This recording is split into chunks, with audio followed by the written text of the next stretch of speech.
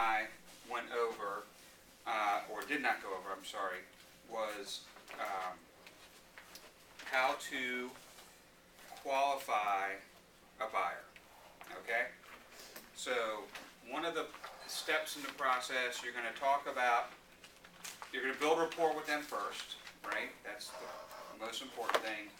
Find out what's important to them in the home buying process, what they know, what questions they want to have answered in that buyer interview. And then you're going to talk about the loan and the importance of the loan, and then qualifying them. So what we're going to do is just kind of show you guys that.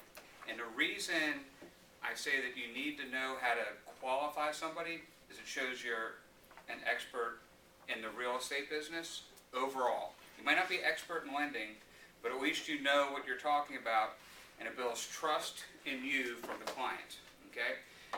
A lot of times, agents will just say, oh, I don't know anything about the loan, call the lender, all right? Is that adding value to the transaction? No. And so if somebody has a question about a loan, you won't be able to answer it if you don't know anything about the loan. So it's important to know how the loan process works, okay? So the question is, Lynn, how much money do you make per year, gross? $400,000. Wow, you have a great job. $400,000. I have a great boss. $400,000. All right. That's not true. Just More. So 400,000, and then what you do is you divide that by 12, because the lender is only concerned about your gross, okay? monthly So gross. monthly gross, correct. And that's not a gross number, that's a pretty good number. So 400 divided by 12 equals $33,333.33 a month, okay? Now, lenders work with two different types of ratios. You have your front-end ratios and your back-end ratios, right? So the front-end ratio, depending on the loan product that they're going to get, can either be 28 or 29%, okay? In this scenario, do you think they're going to be getting an FHA loan? No. They're probably going to be getting a conventional loan, a jumbo loan, something along those lines. So you take 28%. And this is conservative, but you want to be conservative because you don't want to have wrong expectations. Most people don't want to spend what they qualify for, right? So that gives a monthly payment of $9,333 a month, okay? Now, that's their front ratio, okay? Just so you know, if you talk to a lender and they say, well, the ratios are, 9,000 and 8,000, do you know what they're talking about, okay? Now, the next thing is, Lynn, let's talk about your monthly debts. Do you have car payments? Yes. Does your Maserati do 185? Yes. Okay. She lost her license and now she can't drive. This is right. So what is your car payment? $600 $600. for one, Okay. and $800 for the other. Wow. What kind of cars do you have? I don't know, they're fictitious They're cars. nice. Nice. Yes, that's the answer. Okay. So, what about credit cards? Do you have credit card debt? Oh, yes. Okay. What kind of credit cards do you have? I have $40,000 credit card debt on one, Okay. and $10,000 on the other. Okay. And for qualifying purposes, the lender only uses the minimum payments, not what you're making monthly on those payments. So what are your monthly payments? $200 and $50. Okay. Now, here's the question. Where did Lynn come up with those numbers? Off the top of her head. Okay, that's one answer. Credit cards. Credit cards, typically you pay 5% of what your outstanding balance is per month. Okay. Do you have a boat or a helicopter since you make all this money? I have a lease on an airplane. A lease on an airplane. Uh-huh. Okay, that's very interesting. What is that lease obligation on the airplane? You own it? I mean, you lease it, it's your plane, or are you like no, fractional it's a ownership? fractional ownership, so it costs me $1,200. Okay, so I don't think that is included. I don't If think it's- I've ever if it's a had regular anyone that debt, had a it lease is. on an airplane. Okay, I think it's just a You're car lease. obligated to it, I guess. airplane lease. I think it would treat like a car lease. Okay, so that's 1,200, Mhm. okay? And how many years do you have left on that? 3. 3, okay. How about your car payments? How much time do you have left on these car payments? 1 year and 6 years. Oh, so you have a new car. What I'd encourage you is to not spend any more money until after you buy the house, okay? Because that's probably a new car you just bought. So don't go buy furniture or anything along those lines, because you don't want to get any more debt, put yourself into any more situations where you could accumulate debt, because it may impact your loan and the loan approval process. So this is good advice, no matter what those numbers look like. Correct, okay? All right, so, car payment less than a year, does that count against them? Yes. Yes, no, no? You remember? I don't, Less than a year, no? I don't remember. I don't think that counts though. I think if it's 9 months or less, it doesn't count, so I think at 1 year, it still counts. I've had some lenders who ask people to pay off their car loan if they were low, too. So, Right. So that's $7,200. For someone rich like you, Lynn, that's not a lot of money. So someone who's not rich like me, that's a heck of a lot of money. All right, okay, so do you have any other monthly revolving debt or fixed payments? I have a beach house. A beach house, okay. Very nice. How much is your beach house payment? $4,000. $4,000. Okay. So I'm building a story I want you guys to know. Right. Yeah. You're probably not gonna be able to buy a house at the rate that we're going, but we'll go into this. So I find that a lot with people Beach house. that make a lot of money. Right. You can You got afford a rich friends. $300,000 Okay. loan. How much time do you have left on your beach house? Many years? I'm keeping it forever. But how many years do you have left on your loan? Oh, 10 years. 10 years. Okay. All right. Anything else? Nope, that's it. Okay. All right. So let's go ahead and let's add this up. Are we 14. doing, Pardon me? are we doing accuracy on the $40,000 loan? 'Cause Are we doing 5% what? Are we doing accuracy payments? Cause 5% of 40,000 is 2,000. Oh, no, this is her credit card. Oh, so you say 2,000. Yeah. And then the 10,000 is 500. Thank you. There you go. I don't So- have that kind of debt, so I I don't don't know. I know. It seemed, I I mean, just did a I have calculation. low credit card debt too, so I'm thinking that those numbers were accurate. Okay, I think $500 a month seems high for a $10,000 credit card, but It depends on your interest rate. regardless. Yeah. So, 1,400, 3,400, 3,900, 4,900, 8,900. You have $10,200 a month in debt. I don't know how you're eating. Well, she's making $33,000 a month. That's gross. That's not net. Big difference, right? So, she also has a mortgage now, or she's renting now on top of that. Plus, what didn't we cover? Utilities. Taxes, no. Health insurance, life insurance, disability insurance, Childcare. childcare, if any, cell phones, one or many, right? So, and then your food. So there's a lot of things that don't get counted towards your house payment, right? Okay, So let's take a couple of those off. Because those are just wishes.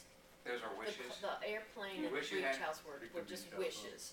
So now you can add back $5,200. Well, you can subtract back 50. So now I've got $5,000 that Okay. I owe. So, but the question though, Lynn, is that you have this beach house and you have this airplane lease. Are you getting any alimony to help offset the cost of these items, you know? Did you get them into divorce, is the question. So, So it's 5,000. 2,500, 3,900, Okay. right? Yeah. How's my math, Jennifer? That add up that time? Yeah. 30. Okay. Yep. So there's your total, okay? Total debt. So then the lender is going to take your 3333, and they're going to multiply it by, on a conventional loan, we're looking at 28 and 36, conservatively, right? And 29 and 41 for FHA, and then VA is straight 41%. Now, these numbers can be stretched from time to time depending on the lender and if needed, okay? So, let's go to the numbers. Okay, clear. 33 times, again, what are we multiplying it by? 36, 36. right? So it's a 36. back-end ratio. So the front-end ratio is the percentage of your gross, just your income, and the back-end ratio is the income less the debt. So, 36%, that's gonna be 11,999.88, okay?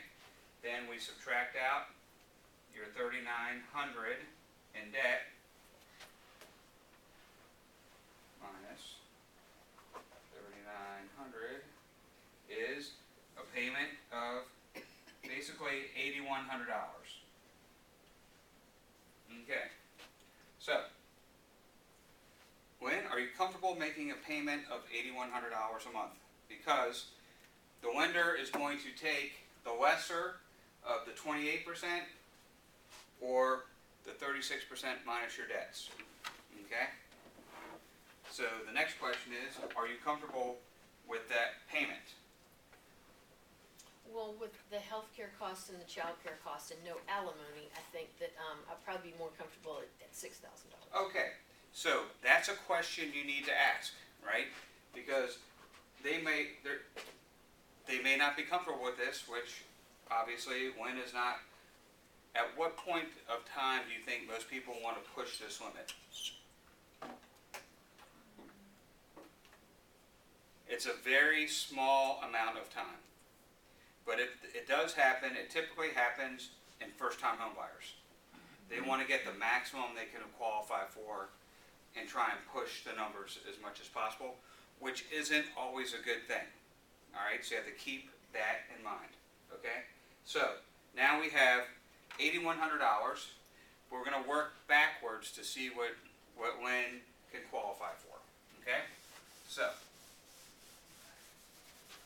any questions on any of this so far? No? Okay. So now we have $6,000 a month payment. So, this payment, we need to discuss a little bit more. So, we're fine with this $6,000. Now, the question I have for you, Lynn, is how much money do you have saved up for your down payment and closing costs to invest in your real estate? I have $120,000. $120,000, okay? And tell me, where is this money coming from? Do you have it in savings? Do you have it in a CD? Do you have it in 401k? Where is this money currently? It's in my brokerage account. It's in your brokerage account. Okay. So the important thing to know is that we're going to eventually have to transfer this into our escrow account. An amount of this, depending on what the sales price is and what the earnest money is that money readily available to you to transfer to us, either via check or wire transfer? within a couple Or of days. Or you have to liquidate. Okay, so within a couple of days.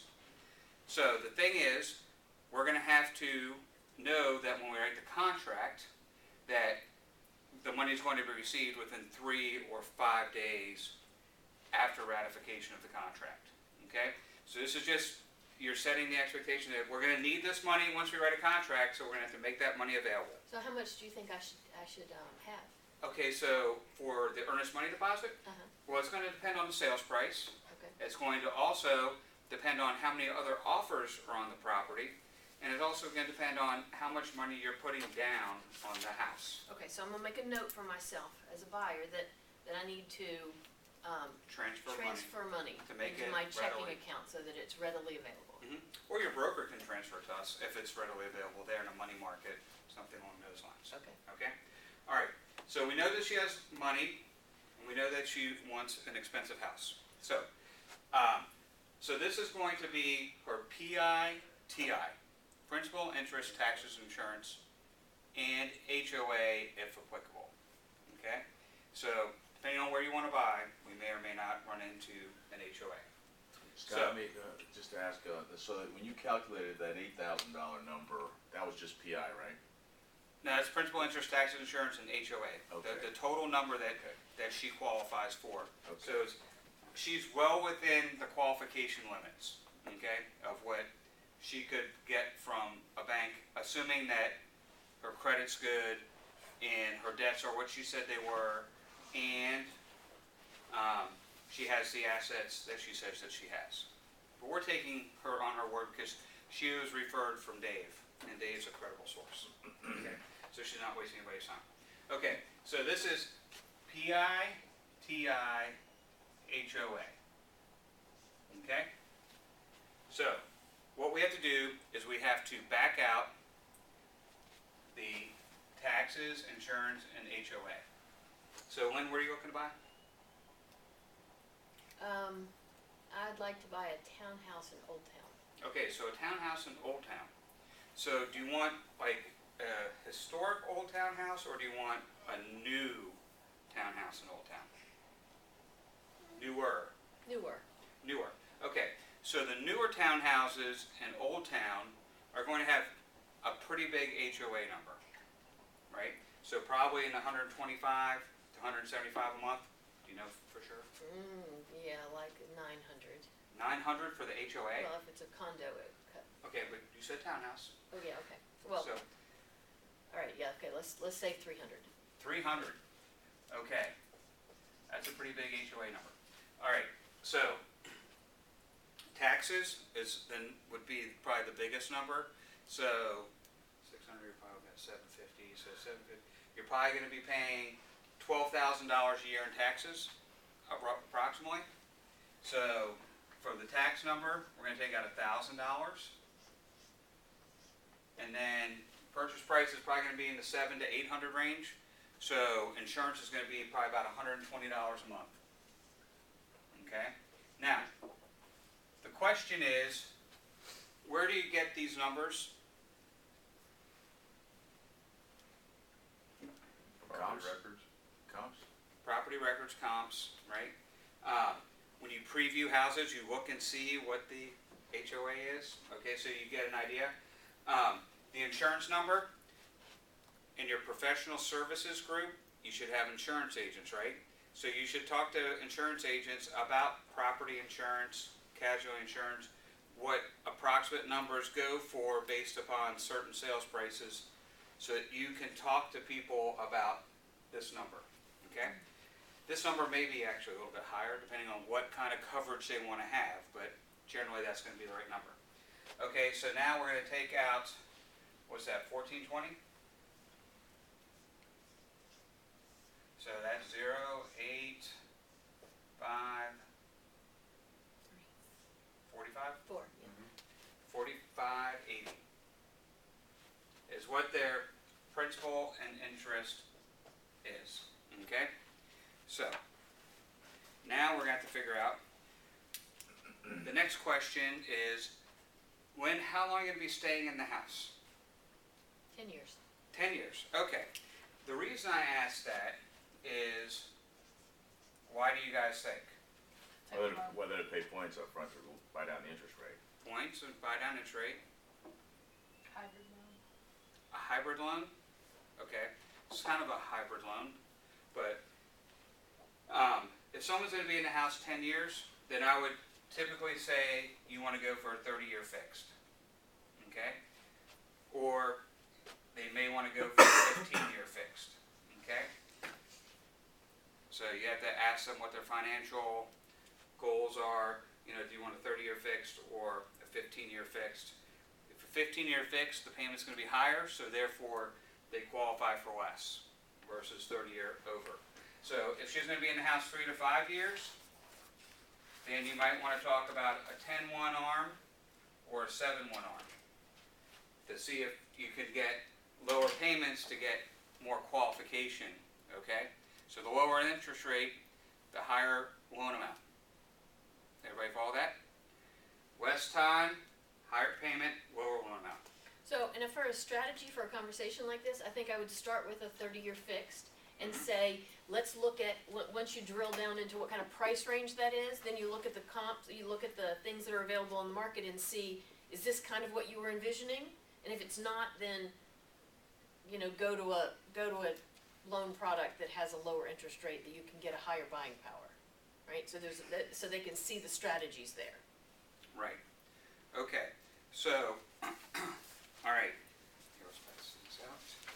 All right. So, I have a program on my calculator, I mean on my phone, that's called an HP 12C financial calculator. And it calculates the prices. Now, the other way that you can do that is through the factors. Now let's go back into your memory bank, Jeff, and how do you work the factor sheet? It's per thousand of the loan, so you would, But don't we figure out what the payment is to find out what the loan amount is? yeah. I don't remember. You don't remember? I think you take that principal interest number Mm-hmm. and divide it by the factor. Correct. So right now we're at 4%, we'll say. So, we take the 4,000, whoops.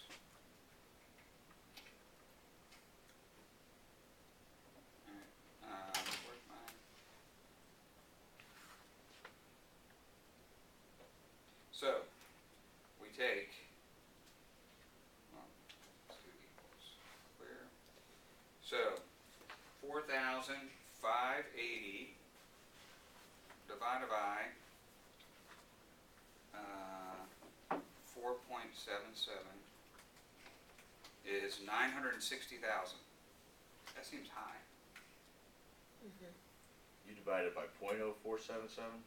Well, that now would be 96,000.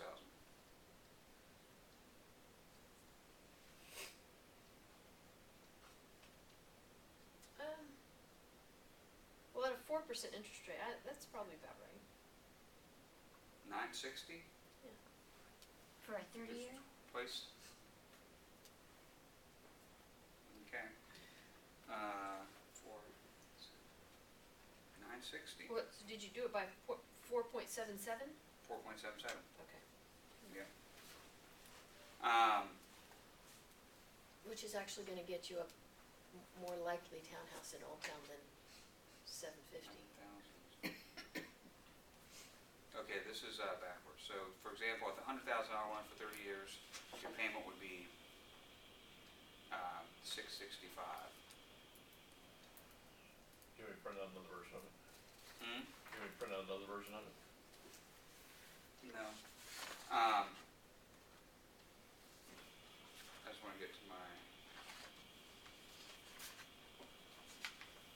Just think it's probably closer to 700 is what I'm thinking. So what are you doing, Scott? How much again? What are you doing? So payment of $45.80 over 30 years. What's that calculate out to be as a monthly payment? At what interest rate did you put? 4%.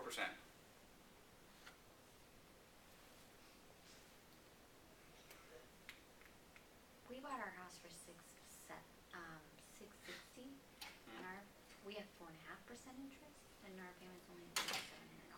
How much? 37. Right. So that's what I'm saying. So it's going to be closer to 750. 800. Would you come out with Dave? Yeah, hang on, my whole thing that froze.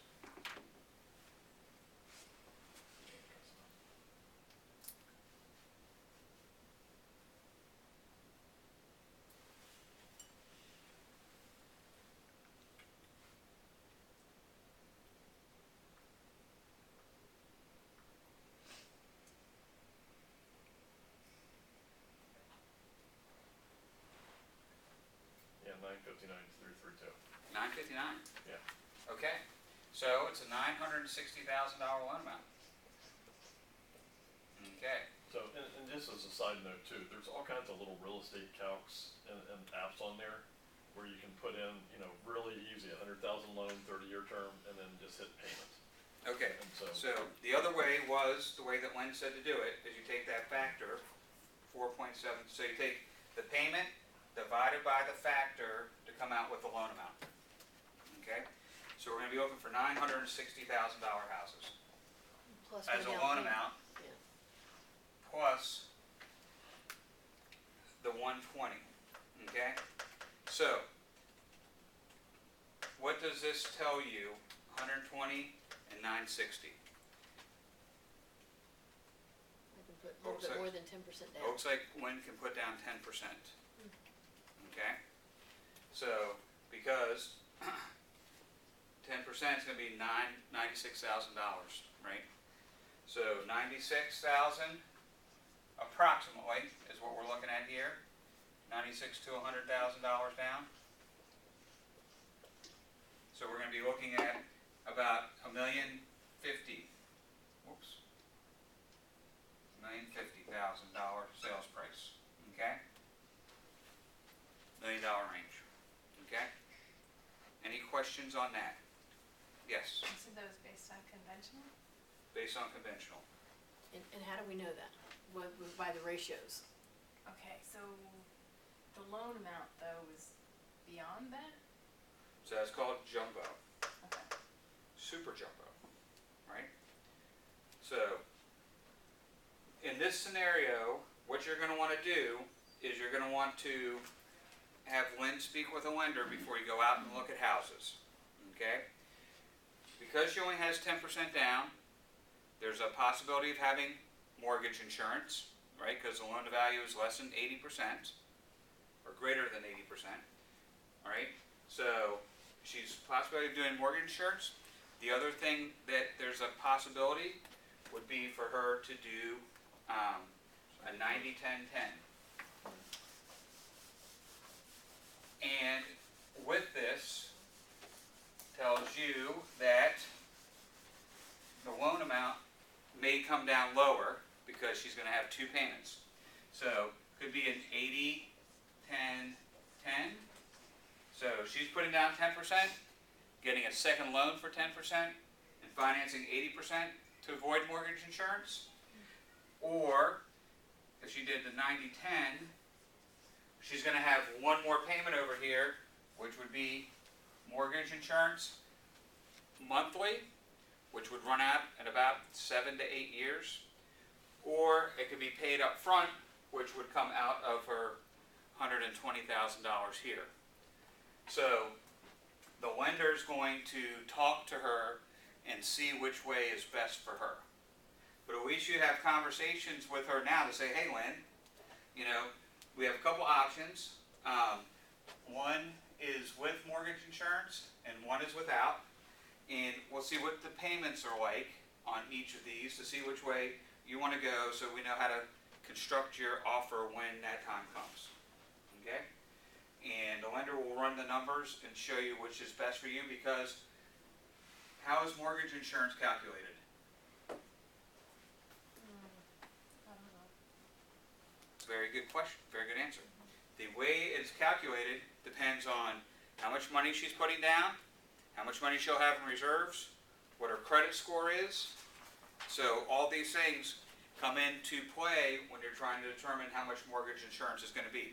It used to be a flat number, a percentage of the loan amount for monthly, so that's not the case anymore.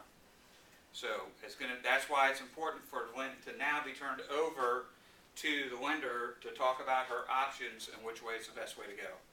And now I understand what kind of questions to ask them, because I wouldn't have known that before we went through this exercise. Ask who? The lender. The lender, yes, right. So it makes Lynn more educated, and then also you'll know more as well once she decides to go which way, and then you can, in the background, talk to the lender about why you instructed Lynn to go this way. Okay? All right. Any questions on the qualifications? Yes, So, sir. I like your opinion of this idea. The way I've always gone about this, but I was never a realtor before, so maybe it's not right anymore, but for whether it's for myself or my kid or any friend, it's like, how much money can I afford for purchase price of my home? Because 28% is a little bit more than a quarter, and 36% is a little bit more than a third, a super conservative, very rough, broad starting point, just to kind of have a clue, would be you can afford 4 times your monthly income minus your debt, or 3 times your monthly income. The other way. 4 times your monthly income, or 3 times minus your debts. Yeah, you're saying the same thing, the opposite way I said it. Right, it's the other way. Yeah, It's 4 times the smaller number, or 3 Right. times the bigger number. correct. Right. Minus your debts. So if you get there, then you go, okay, now we're shooting this That's somewhere in the what we're $900,000 range, and then you can talk to, I mean, I can tell you about what mortgage insurance means and really everything, but Right, all these other details you talk to the lender about. right, yeah. I should just do 3 times your annual.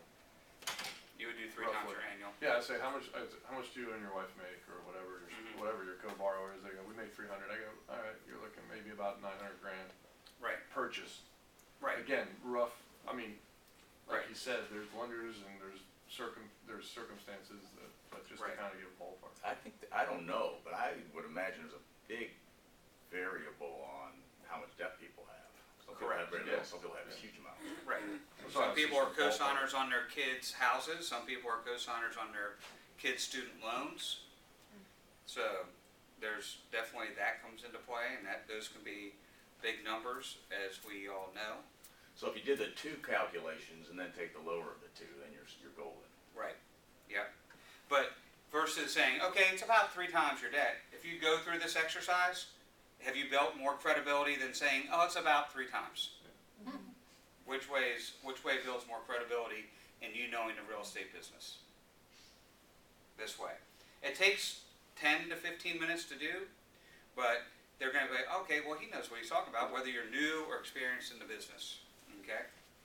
And it gave you an opportunity to tell them things like, don't go buy another car, or make a lot of commitments to buy furniture. Or move money in for our future earnest money deposit, okay? Or source it. Right, Or, you know, like, cause sometimes I've had where they'll say, oh, I'm getting some, I don't know, whatever, settlement or whatever, and you say, well, you need that money seasoned. right, So before you start giving them 2 months bank statements, get that money in your account, like, now. So Right. there's no questions of where that money came from, right? yeah. So, again, this is a different conversation than if Lynn said she was making $90,000 a year. Because then how much money does Lynn have saved? And where's she gonna get her money for her down payment? And how long is her lease? And things along those lines, which we didn't really get into, or do you lease or you own or whatever now, and are you gonna keep that property or sell that property? If she said that this was tied up in her house, oh great, we need to talk about selling your house, right? So, it's just a matter of, how that conversation's gonna go, and you do need to have money in the account if they're not gonna get a gift letter from a trusted friend or family member, okay? So, And this is why you wanna schedule an appointment, right? So the goal of making a contact is to schedule an appointment, and you wanna sit down with them so that you can go over the process and the requirements and how this is gonna work, and then go through this qualification conversation. And when you're sitting down with them at coffee or in the conference room someplace. So would you just do this, like old school pencil paper, or do you have like a spreadsheet that you pull up? I with do each it pencil person? paper, just Okay. writing it down. I do too. Alright. Yeah. Just, because I don't know that, I mean, I guess you could put it into a spreadsheet if you wanted to. But it's funny, everybody says, can I get a copy of that before I leave, so I can remember? So it works out well that way. So remember, you take the factor, you take the monthly payment divided by the factor to come out with the loan amount. Can't believe $4,500 gets you $1 million house. At 4% interest rate. But Right. remember when interest rates were 7 3/8? Right. You couldn't, it's a whole different world. Yep. Okay, so the next thing is, a couple of people have asked about forms. So I want to go over the tenant agency agreement. Since a lot of you guys and girls are now getting into working with tenants, correct? So, we talked about meeting people so let's go, if you have your computer up, go to Dotloop, sign into Dotloop. You'll do a tenant test or something along those lines.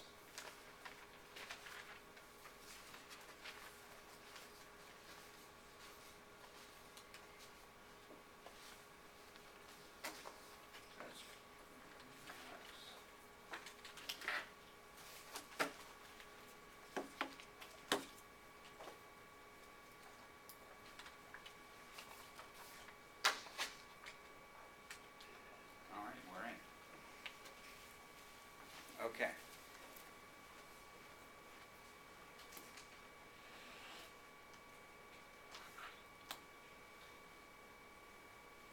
The pretty countryside.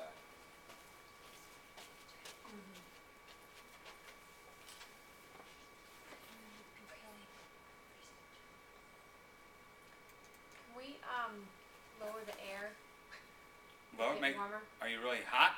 No, You we're mean- all cold. You mean raise the temperature? Raise the temperature, sorry. Sure. Go work on it. I was gonna say, do you wanna, you can log into Dotloop and I'll do that, and then I'll explain it. Are you still recording? Yeah.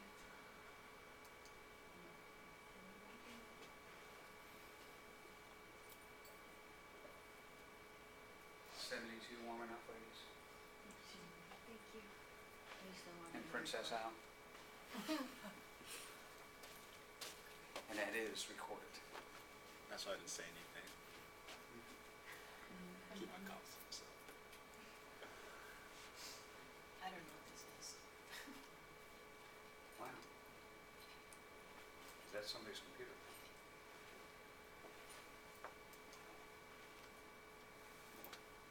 There we go. You tap.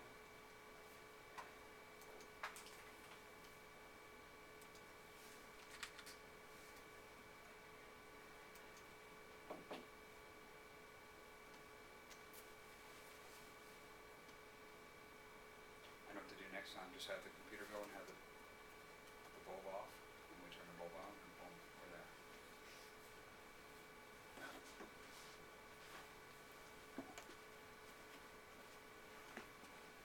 So the big question that people have is, how do you get someone to sign the agency agreement, whether it's buyer agency, tenant agency, or a listing agreement, right?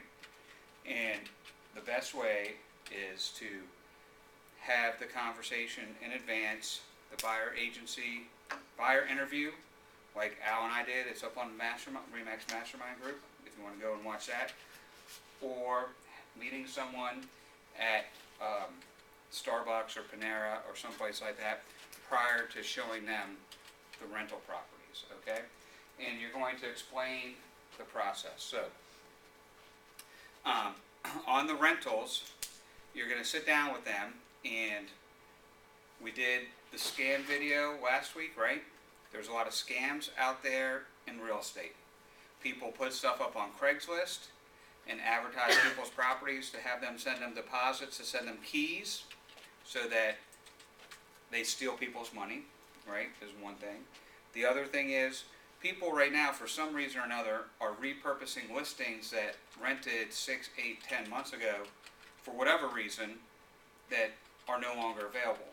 So that's why it's important for someone to work with a real estate agent, because you have access to the most accurate and up-to-date information that's available to them as a tenant. So they're not going on and looking at homes.com, realtor.com, Zillow, and all these other places, because that property that they're looking at and getting and falling in love with may not be actually for rent, okay? The other thing that you can do is you can advocate on their behalf, right? You can get their application approved by communicating with the listing agent what a great person they are, how great they're going to take care of the property, why they like the property, things along those lines, okay? In addition to that, you're going to be there for the walk-in, the move-in walkthrough, and point out any irregularities in the property. So you're going to be there every step of the way with them, up and through lease signing, explaining the lease and what they're getting into, so that they go in with their eyes wide open and they don't have any questions, or if there are questions, that you're going to answer them in advance. Okay? Yes, sir. Do you think it would ever be worthwhile? I mean, are they ever shy about sharing their income numbers? You say, hey, when we sign this agreement, I'm bound to secrecy. Is that something you've never mentioned? So confidentiality. Yeah. Is, and so, in 32 years, nobody's never given me their income when I've asked. They just, I make $150,000 a year. Right? So they've never not. They understand that's something you need to know in order to help them. Right. Yeah. And so we're going to go over information, and so I need you to be upfront with me so I can help you get the right property suited for you. Okay. So the other thing is you're only going to show them properties that are within their budget based upon their income and their debts. So how do you qualify people for rentals? I mean, how much they can afford to rent? Yep. Same kind of thing, 25% of their income. 25% of their income. So I usually use the VA, 41%. So if you have no debt, 41% of your income can go towards housing, or 41% minus your debts gives you the maximum allowable income that you can have, allowable monthly payment you can have. So typically, 41% is what we use here. So Okay. you could do 4 times their monthly, or divided by it, right? So, all right.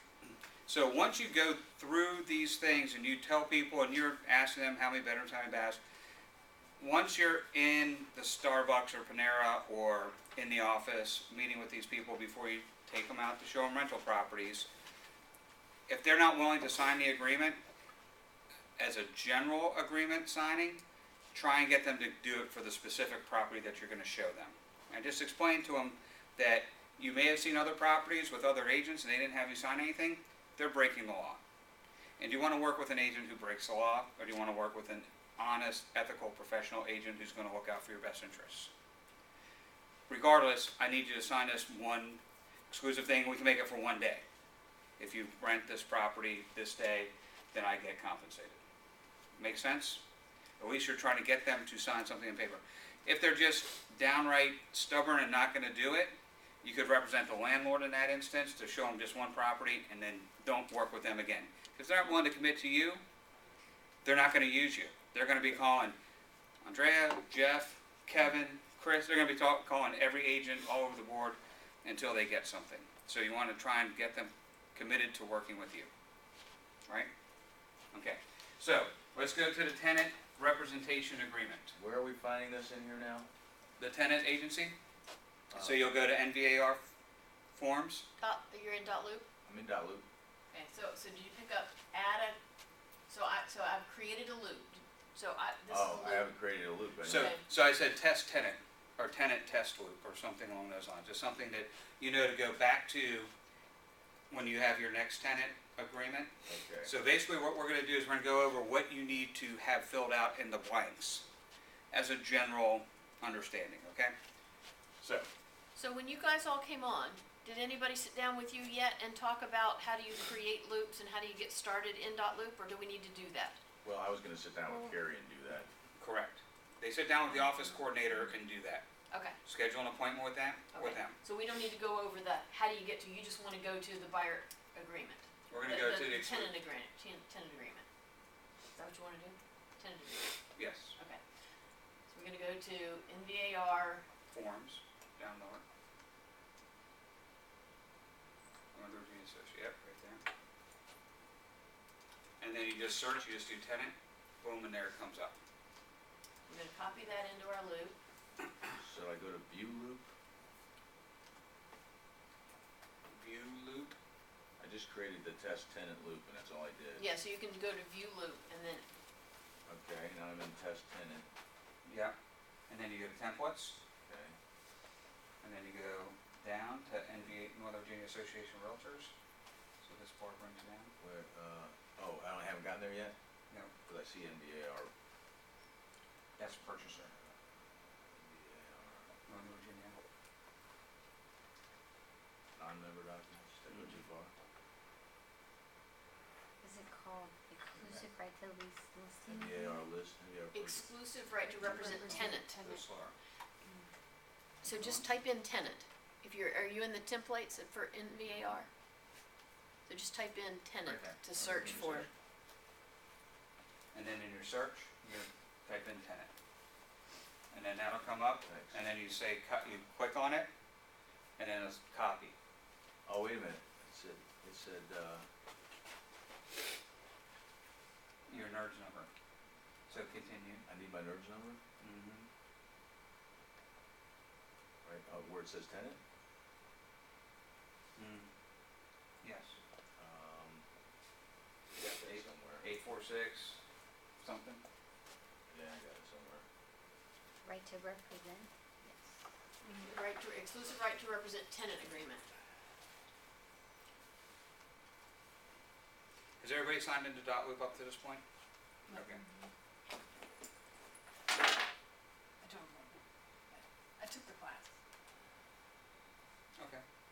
I just sat with Jennifer on Friday. So your NERDS number is your National Association of Realtors identification number, is what that is. Is it on your license? No.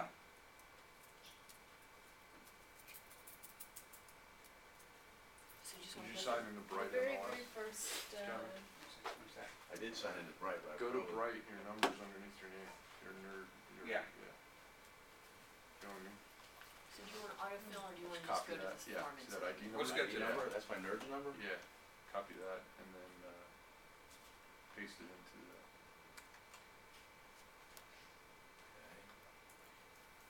Okay. Okay. So, obviously the date is gonna be the date that you meet with people and get them to sign the agreement, right? And then the next thing is going to be between the tenant, so it's gonna be, who did you have? John Doe? John and Jane Doe, Jose Rodriguez.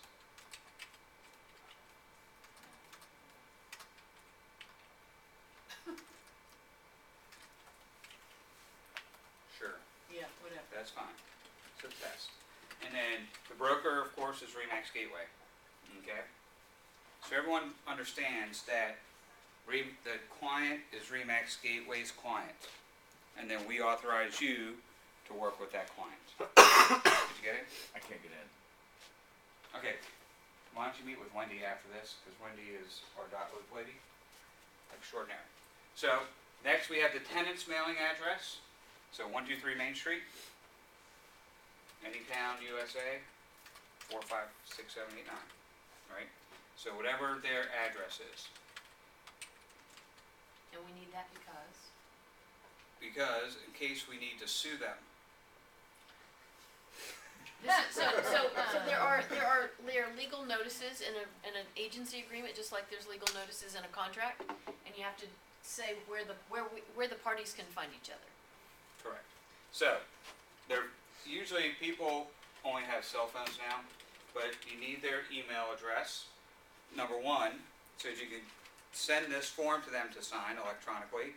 Number two is to set them up on an automatic search, so as stuff comes available, you can get that information out to them quickly. Okay, so the brokerage firm, this is the address of the office you work out of. Okay? Lorton, Chantilly, Gainesville, Chantilly, right? So, that's where that information is going to be, right? The email address is whose email address? Dave's. No. Well, not Gainesville. Oh. Gainesville is Penny. Fairfax and Morton is Dave. Chantilly is me. Okay? Because, do you know why? It's your client. This is where the consumer, the client, can go and get in touch with your superior, your Officer. supervising broker, the person who's responsible for your license, and who the agreement is with. Okay? So, this is what we talked about on the term, right? If in the conversation they're not going to sign a long-term agreement with you and they're going to do 1 day, that's where you would put the 1 day, which would be tomorrow, and then you can put in 1 day there, and then if there's an early termination fee, if you negotiate that in, if someone's going to give you a 1 day exclusive right to represent agreement, are they going to give you an early termination fee too? No. So, you can try and get one, but it would be difficult to do. Okay, so This would normally be more like 3 months, right? So you could So that's what I was gonna say, I'm sorry. yep. So, a typical agreement that we work in is 90-day increments, right? You could go for 6 months, but in a rental situation, typically people need to get into something more quickly than that. If you're working with buyers, it's usually 90 days to maybe 6 months. Listings in Great Falls, McLean, expensive houses, you might go for up to a year, but typically listing agreements are 90 to 6 months, okay, depending on the property. I'd But like to see more than 90 days on a listing agreement because it's gonna take, 30 to 45 days just to close, and you still want to be under agreement when you close. So do you do So- 120 days then maybe? Just give an extra month? so usually 90 to 180 days. And some of that will have to do with asking them, like, what is their intention? What is their motivation? When do they want to move? And if they don't wanna move until September, then that will factor in. Okay, so the one thing you guys are going to have to do, and ladies, are going to have to read the agreements so you know what they say. Okay?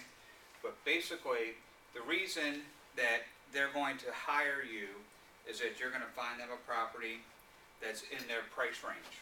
Okay? And terms that are acceptable to them. Present in a timely manner all written applications and counteroffers. Disclose any material facts that you have actual knowledge. Account for their money in a timely manner.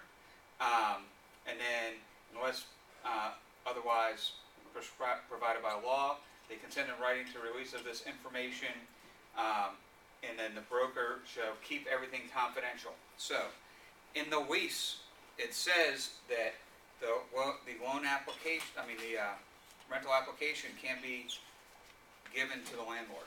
So you guys have to be aware of that. So if they don't want it given to the landlord, you have to strike that from the lease. So when you explain this to them, they are more informed and are going to be more likely to want to work with you going forward. Okay? And then you're going to treat all parties honestly and not provide them false information. And then you might be showing the same property to other tenants that you have under agreement. Okay? Same thing happens in a buyer-broker agreement. Okay? So, that's what that basically says. But what you need to do is you need to read this and put it in your own language, okay? Because I speak differently than you guys do.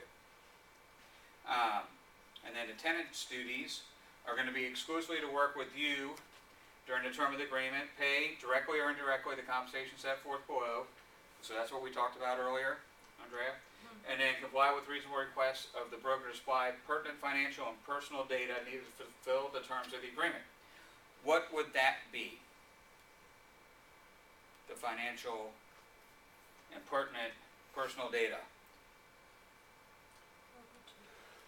It's gonna be, Credit, no, social. nope, that's gonna be on the rental application. It's gonna be their W-2s, their pay stubs, tax returns, if they're self-employed, things along those lines that are on the rental application. So, if they delay getting that to you, then that could mean that they're not gonna get the property. So you have to explain that to them. The rental market's hot, there's less than a month's supply of rentals right now, so you need to have this information readily available, just like we talked about you having that money available for the earnest money deposit. Okay? That's also something that you need to find out is where their money's coming from, and if that money is readily available for the first month's rent, security deposit, and any pet deposits. So in here, the tenant is retained a broker for leasing the following type of property. A primary residence in Northern Virginia is what you want to put in there. You want it to be broad but specific. You don't want to say a home in Virginia. That's too broad. So primary residence in Northern Virginia, because you're not going to go down to Richmond and rent them something. Okay? And it has to be more specific than just a home in Virginia so that it is, Legally binding. legally binding. So you'll say the same thing in your buyer-broker agreement as well. Okay? Retainer fee. Some agents collect retainer fees, other agents don't. Okay? Retainer fees can turn some tenants and buyers off, so just keep that in mind. But if you want to work under a retainer agreement, that's where you would put that amount, and it shall or shall not be subtracted from any compensation due to the broker. So, what some agents will do in working, and if you charge a retainer fee to one, you would charge a retainer fee to all. Okay, you can't pick and choose who you're going to charge a retainer fee to.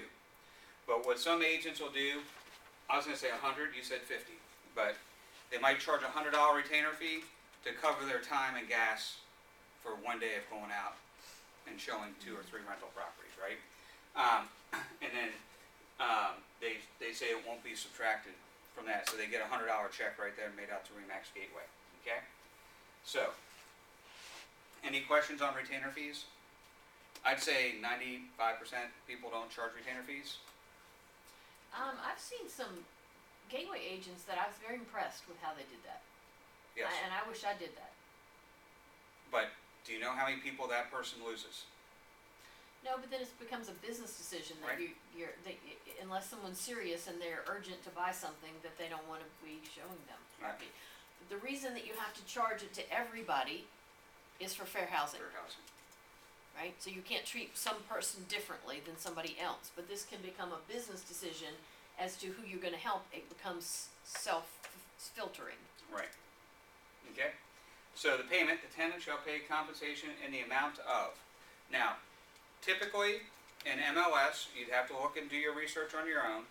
It's anywhere from 25 to 50% of the first month's rent. Okay? So I put 25% of first month's rent or as agreed to in MLS. Okay? But you have to have a number in there. So I say 25% or as agreed to in MLS. I don't put it in. Scott? Yeah. I finally found my nerd's number and now I'm stuck. Well, you're a nerd. I am. I have a number to prove it. So you click on Northern Virginia. I've clicked it 100 times. Okay. Then search up here. Put in tenant. And there it is. Okay, thanks.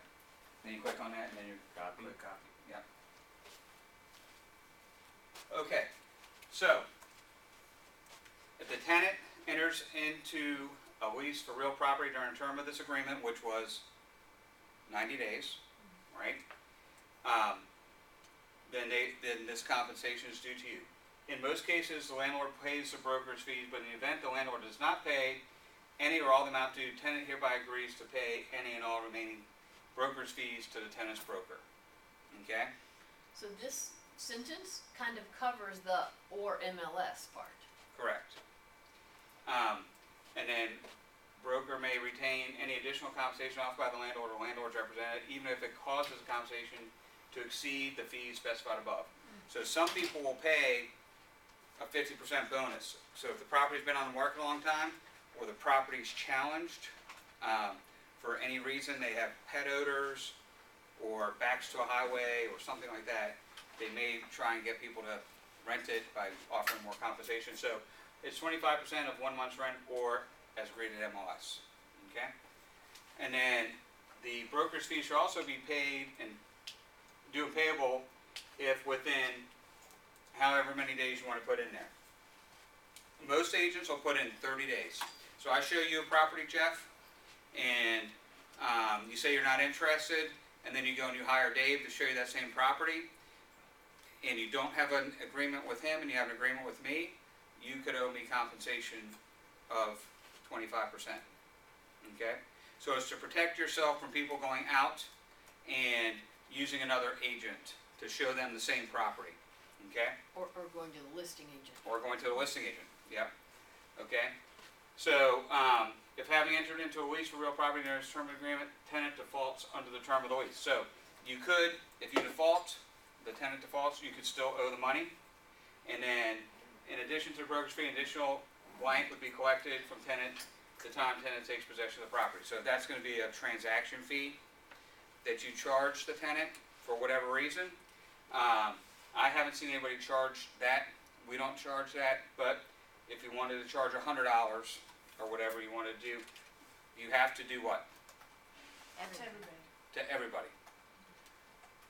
One tie, all tie, right?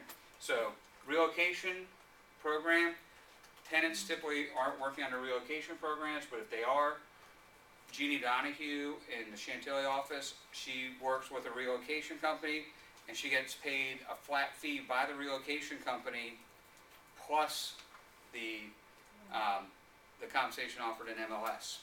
So she gets like $500, or she gets like $100 a day or something plus. So sometimes that does happen, okay? And then this is where you go into the representation, right? Very important. So there are agents that represent tenants, and there's agents that represent landlords, okay? In our situation, Jeff is representing the tenant, Al is representing the landlord, okay? In that situation, that's called designated agency. And you need to have a designated agency of form associated with your rental application so that both parties are aware that you both are represented by RE/MAX Gateway and you're designated agents under that agreement, okay? Then there's agents that represent the landlord and landlord only, okay?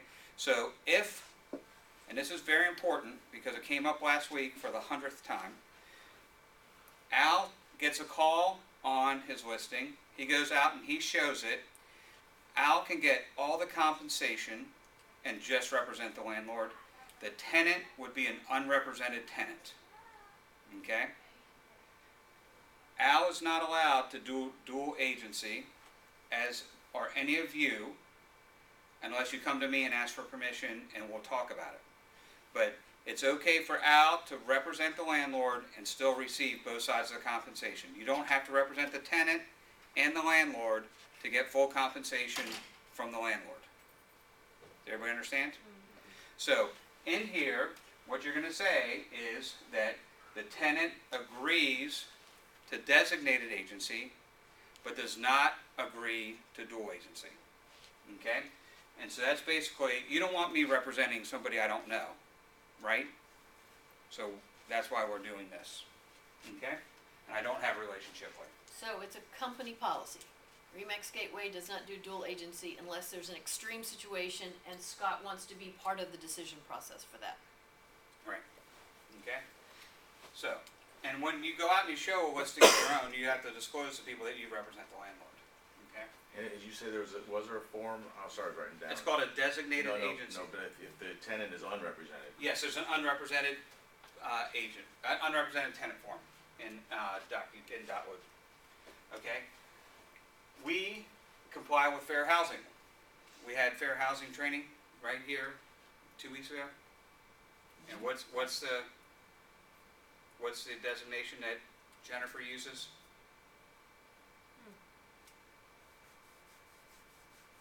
Wasn't it like fresh or something? Oh, I wouldn't. Fresh know. corn. Fresh Or- corn? Yeah, yeah, something like that. Something like that. So, anyway, we don't discriminate. Now, this is important. If either party defaults and they have to go to court, the prevailing party gets their attorney's fees paid. So what I would encourage you to do is not default in the transaction. And there's going to be attorney's fees are described later, as well as court costs and things along those lines. It can be expensive if you default. So when you sign the lease, stay in the property for the 12-month or 24-month period, whatever we agree to with the landlord. All right? Any comments on that? Okay, if you're a licensed realtor, active or inactive, you have to disclose. If you're an agent, so you do or do not hold an active or inactive license. And then the agent is not, I'm not an attorney, I'm not an appraiser, I'm not a tax assessor, I'm not a home inspector, and any other type of professional service provider. If you have any concerns, go seek out information on those. And then also, if you want to find out if there's any sex offenders in the area, go to that website. You want to do that prior to us looking at houses. Or if you find a house, we can do it then. Or you can do it then. And then, this is the entire agreement unless there's other addendums that are attached to this agreement. And then this would be if you have any other agreements with them. And then you should consult with the broker before visiting any rental properties or contacting any other landlords or any other real estate associates. So it's important that they tell them that they have an agreement if for some reason they go rogue on you and start calling everybody and anybody. Okay? And then you sign the agreement and we sign the agreement. Okay? So once you go through the tenant, qualification, interview, then this flows naturally into them signing this agreement. Okay? Yes? How much time do you usually give them when you say, oh, here's a list of what we wanna go see, for them to be able to look that stuff up before you go? So if you give them stuff today and you're gonna go looking tomorrow, they should be able to go to that website, click on that website, put in the addresses and see where the sexual offenders are and see if it's too close for them, and they'll say, hey, we don't wanna see this property. Yeah. So it doesn't take long to go to that site. Okay? Any other questions? So you all basically have your blanks filled in and what you need to have in. So logistically, we get it signed at the apartment. We bring it back and upload it to Penny, or I would upload it. You'd upload it to Dotloop, and then you would Submit for review. submit for review to Penny, and then she reviews it. Wendy reviews it, sends it to Penny, Penny signs it after she reviews it. Okay? Right. Including the wire fraud acknowledgement. Yeah, so the wire fraud acknowledgement's in there. And then, if it's your listing and it's unrepresented, you don't have this form, you just have the unrepresented tenant agreement or designated agency in the case of you showing Al's listing. So I have a question for you guys. You get this signed, you're all good, you're out showing them properties, you're looking up things on Bright, and then they find a listing on Craigslist, or Zillow, or some Facebook group. And they say, hey, this looks like it's a possibility, can we go see that one? What's the answer to that? We call first. It's up to you. Do you wanna pay me for it? Well, the answer is, it depends on if it's really an active listing, right? And if it's truly an active listing, then by all means, we can set up a time through showing time to show you that house. Again, on Craigslist, there's a lot of scams, and not everything you see on the internet is true. And last week, was it last week or the week before, we had 4 scams on Zillow, Realtor.com, and Redfin that came in that those listings were not active. And one person actually saw a sale property on Zillow that said that my listing was listed at $335 when it's listed at $375. So there's people that go out there and scrape data. So let me check our MLS and make sure first before we waste our time going out and looking at a house that may or may not be active. So if your question was, it's, let's say it's not listed on MLS, but it's advertised, it's an apartment somebody wants to rent out on Craigslist, what's the answer? So if it's truly for rent, you have an agreement to show them property.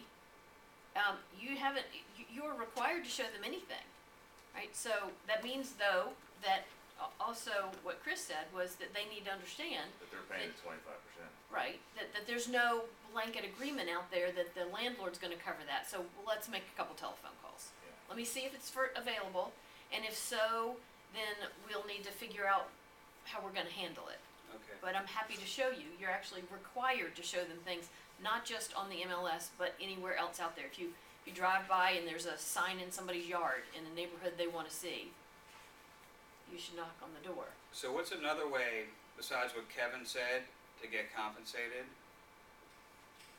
Would be if the rent's $2,000 a month, my tenant's gonna pay $22.50 for the first 2 months, and then you compensate me $500, so that there's no money out of the landlord's pocket, right?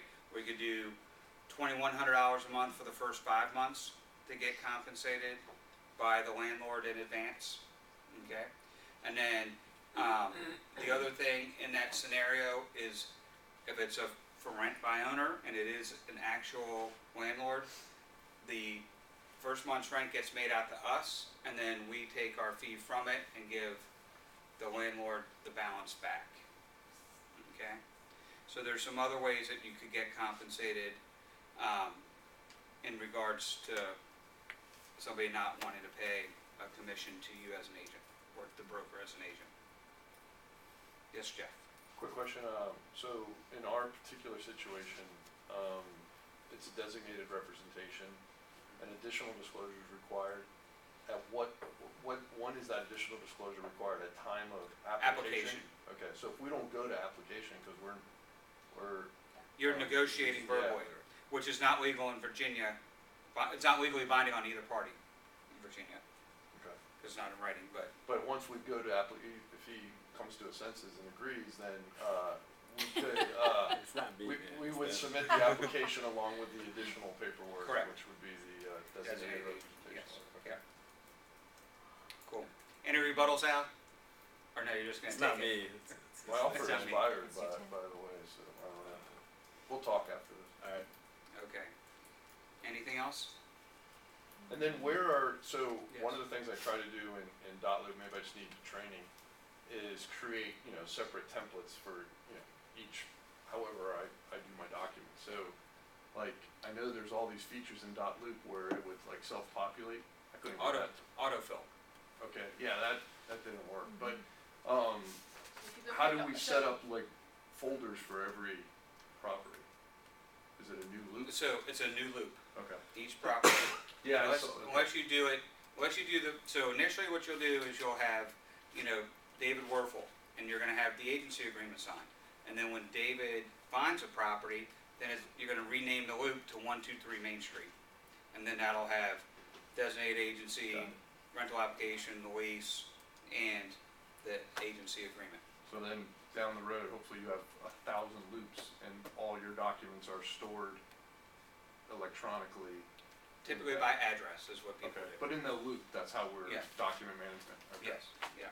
So if you go up here to people, so if you're in a loop and you wanna create, who is the tenant? Who is the landlord? So what you do is open up a form.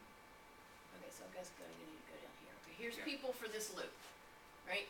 So, if you can say that You see what, you admin- tenant agent? I can make myself the listing agent or the tenant's agent, buyer's agent, same as tenant's agent, right? Then that will populate. Then I can add a person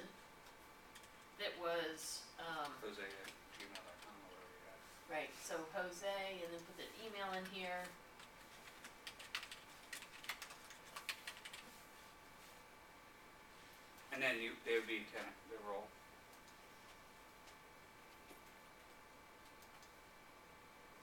And then you put in their address. And all that would automatically populate every form going forward. But back to the share first with Wendy and just say, hey Wendy, Submit. I need you to submit this to. Submit Penny?" for review. To Wendy. Wendy, Okay. yeah. And then Wendy will say, hey, you're missing forms, hey, go get this, and then once all the forms are in place, it goes to Penny. Penny reviews the forms again to make sure everything's fine, and then she signs it. So then, if you go, once you've added the people, you can go here to tenant and say, select a tenant, select a person in this loop. I'm gonna go to Jose, the tenant's agent is Lynn, and then you autofill.